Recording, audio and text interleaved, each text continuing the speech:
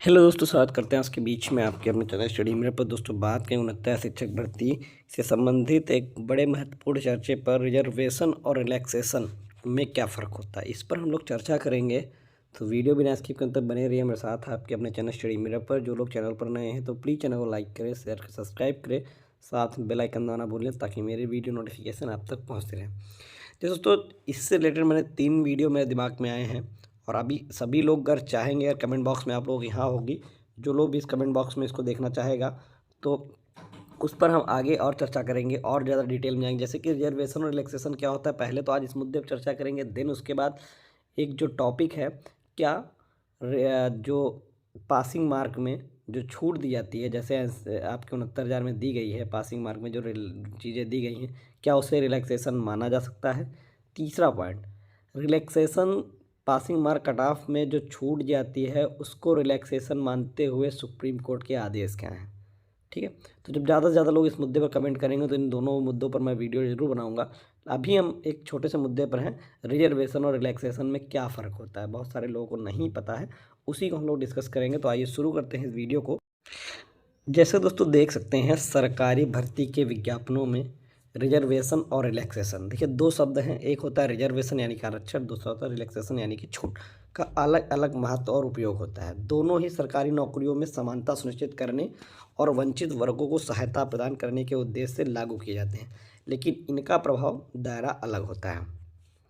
ठीक है, रिजर्वेशन के बारे में पहले जानते हैं। रिजर्वेशन इसका अर्थ होता है कुछ सीटें या पद विशेष श्रेणियों जैसे SC ST OBC EWS। ठीक है, अपने यूपी में जो है वो SC ST OBC और EWS से ही चलता है, तो दिव्यांग व्यक्ति आदि। ठीक है, ये होता है रिजर्वेशन। ठीक है, यानी के लिए आरक्षित रखी जाती है जो सीटें रखी गई हैं। ठीक, उद्देश्य यह वंचित पिछड़े वर्गों को सरकारी नौकरी में अवसर देने के प्रावधान है। उदाहरण, यदि 100 पद हैं उसमें से 15% SC, 7.5% ST, 27% OBC और 10% EWS के लिए आरक्षित हो सकते हैं। यह आरक्षण पात्रता श्रेणी के आधार पर तय होता है। ठीक है, तो यह आरक्षण पात्रता श्रेणी के आधार पर तय होता है। अब रिलैक्सेशन क्या होता है? रिलैक्सेशन का मतलब होता है भर्ती प्रक्रिया में कुछ मापदंडों जैसे आयु सीमा, परीक्षा शुल्क, न्यूनतम योग्यता आदि, ठीक है, में छूट या राहत दी जाती है।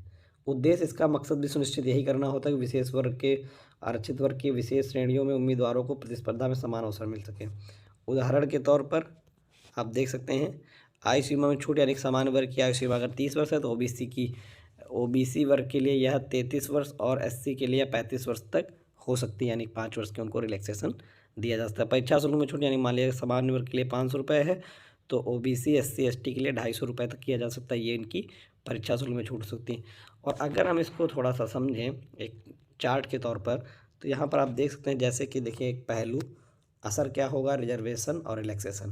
पहला असर सीटों या पदों का आरक्षण, ठीक है, और रिलैक्सेशन क्या होगा, आयु शुल्क और योग्यता आदि में छूट। ठीक, जो असर पड़ता है रिजर्वेशन का। दूसरा जो उसका लक्ष्य होता है अवसर सुनिश्चित करना, तो यहाँ पर भी इसका भी मेन अवसर होता है प्रतिस्पर्धा में समानता को सुनिश्चित करना। उदाहरण मान लीजिए SC ST के लिए 15% और 7.5% पद आरक्षित, यहाँ SC ST के लिए 5% की आयु की छूट।